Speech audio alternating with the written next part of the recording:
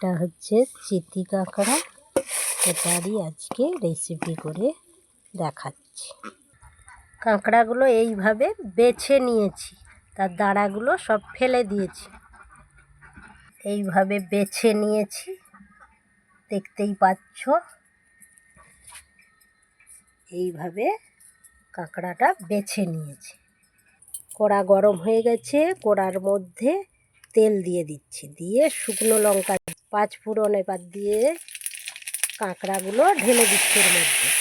পরিমাণ মতো নুন আর হলুদ দিয়ে ওগুলো ভেজে নিচ্ছি। কাঁকড়াগুলো ভাজা হয়ে গেছে, এবার তেঁতুলের মাড় বের করে রেখেছিলাম ওটা ওর মধ্যে দিয়ে দিচ্ছি।